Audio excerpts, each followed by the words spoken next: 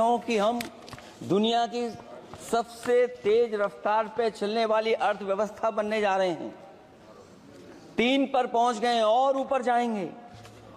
मैं सरकार से कहना चाहता हूं कि जब 82 करोड़ सरकारी अन्न पर जिंदा हैं और दूसरी तरफ देश की संपूर्ण संपत्ति के 2/3 हिस्से पर कुछ परिवारों का कब्जा है, अगर सरकार में ये बहादुरी और हिम्मत है तो इस 60% गरीबी के रेखा से नीचे रहने वाले लोगों की पर कैपिटा इनकम क्या है।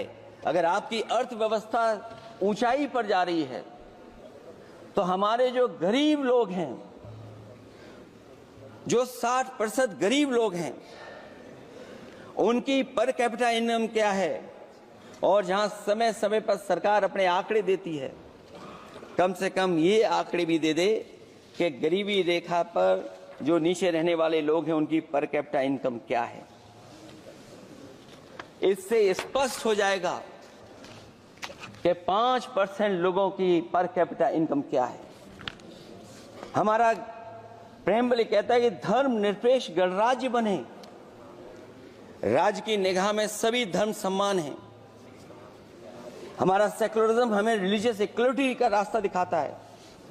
यही ना अर्थ इसका है। क्या इस पर सरकार अमल कर रही है? देश के 20 करोड़ से ज्यादा अल्पसंख्यकों के, विशेषकर मुसलमानों को दूसरे दर्जे का नागरिक बना देने का प्रयास चल रहा है। उन पर हो रहे अत्याचार प्रतिदिन बढ़ते जा रहे हैं। उनकी संपत्ति को लूटा जा रहा है, हत्याएं की जा रही हैं, घर तोड़े जा रहे हैं, उनके पूजा स्थलों पर कब्जा प्रशासन की मदद से किए जा रहे हैं। अगर ये धर्मनिरपेक्षता, तो धर्म शासित राज्य की क्या परिभाषा है। और हाल ही में हम लोगों ने अध्यक्ष महोदय उदाहरण देखा है कि किस तरीके से उत्तर प्रदेश में कई महत्वपूर्ण जगह पर इस तरह की घटनाएं जानबूझ करके की गई। मुझे याद है उस समय, जिस समय उत्तर प्रदेश का इलेक्शन चल रहा था, बहुत से लोगों को वोट डालने का अधिकार जिनको था, उनको अधिकार से रोका गया और जो लोग वोट डालने जा रहे थे उन्हें डराया धमकाया जा रहा था। ऐसे इंतजाम किए गए थे कि ये वोट डालने के लिए वोट बूथ तक न पहुंच पाए।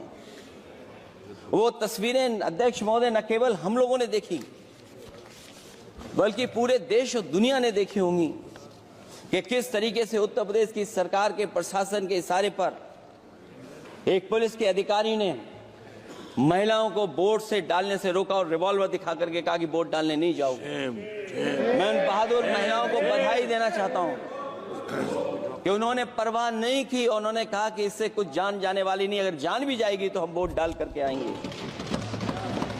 क्या यही लोकतांत्रिक गणराज्य है? सच्चे लोकतंत्र में जनता संतापूर्वक मतदान के माध्यम से अपनी सरकार चुनती है।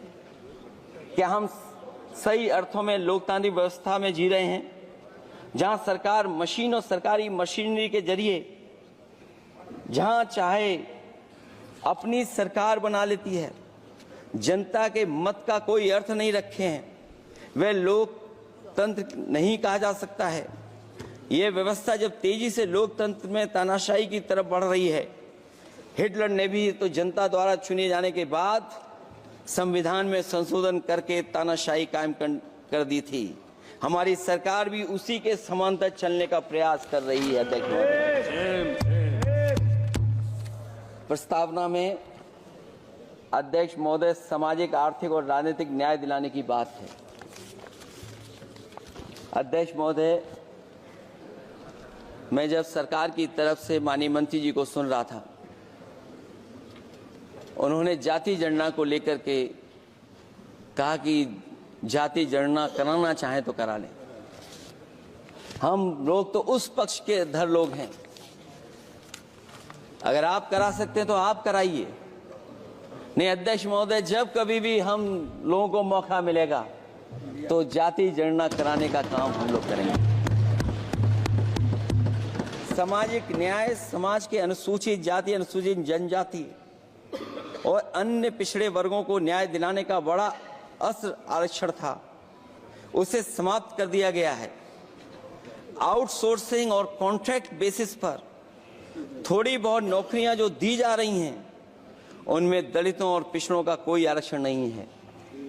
शिक्षण संस्थाओं और विश्वविद्यालय में प्रोफेसर्स और वाइस चांसलर के चयन के समय इनके आगे लिख दिया जाता है, एक नया शब्द का इजाद हुआ, NFS, नॉट फाउंड सुटेबल।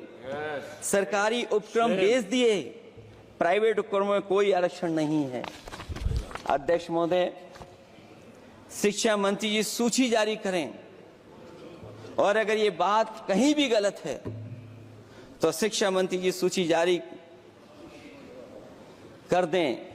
देश के सभी केंद्रीय विश्वविद्यालयों के वाइस चांसलर की ओर प्रोफेसर की एक, मैं तो कहूंगा अध्यक्ष महोदय कि शिक्षा मंत्री जी अगर ये सूची जारी कर दें कि जितनी भी सेंट्रल यूनिवर्सिटीज हैं और उनके माध्यम से जितने भी प्रोफेसर्स का अपॉइंटमेंट हुआ है, सब बात साफ हो जाएगी। आप केवल देश के 10% लोगों को ही ख्याल रख रहे हैं, बाकी 90% लोगों का आप ख्याल नहीं रख पा रहे हैं।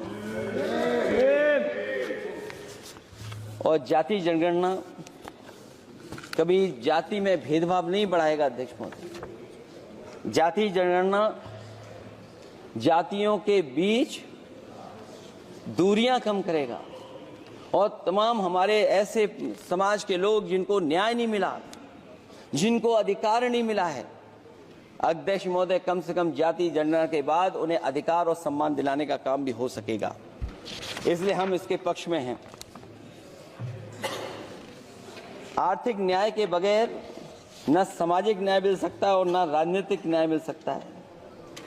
गरीबी का नाजायज लाभ उठाकर धन्ना सेठों की सरकार चुनाव में पैसा बांटकर राजनीतिक न्याय का भी अपहरण कर लेती है। कर्ज में डूबी बड़ी आबादी महाजन के दबाव में अपनी इच्छा के खिलाफ वोट देने को विवश हो जाती है। चुनाव में सत्ताधारी दलों द्वारा पैसे की भरमार के चलते कोई सामान्य कार्यकर्ता चुनाव नहीं लड़ पा रहा है। बड़े पैमाने पर धनवान चुनकर आ जाते हैं। पैसे के बल पर जब तक आर्थिक विषमता समाप्त नहीं होती, लोगों को राजनीतिक न्याय मिल नहीं सकेगा। प्रस्तावों में आगे जो लक्ष्य है, विचार, व्यक्ति, विश्वास, पंथ और उपासना की स्वतंत्रता, अन्याय के खिलाफ विचार व्यक्त करने पर जेल, अभिव्यक्ति की स्वतंत्रता का अर्थ है देशद्रोह। अगर भाजपा के मत के नहीं हैं, दूसरे धर्म के हैं तो प्रताड़ना के हकदार हैं।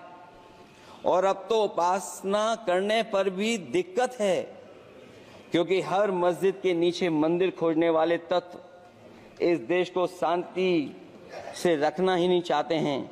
उन्हें कानून की कोई परवाह नहीं है। मैं इस मौके पर धन्यवाद देना चाहता हूं। सुप्रीम कोर्ट का कम से कम वो फैसला आया है जहां कुछ दिनों के लिए ये पाबंदी लगाई गई। व्यक्तियों की गरिमा और देश की एकता और अखंडता को सुनिश्चित करने वाली बंधुता, ये विभाजनकारी नीतियां संविधान की प्रस्तावना के उस उद्देश्य से जरा भी मेल नहीं खाती है। व्यक्ति की गरिमा लिंचिंग से धूल धूसित हो चुकी है।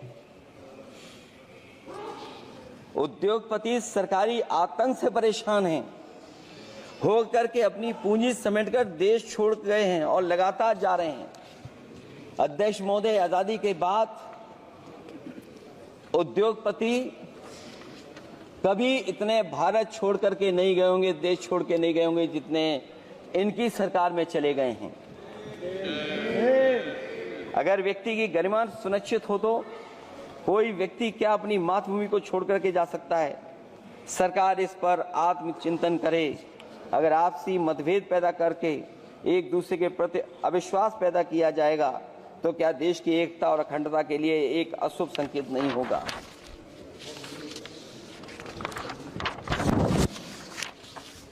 अध्यक्ष महोदय,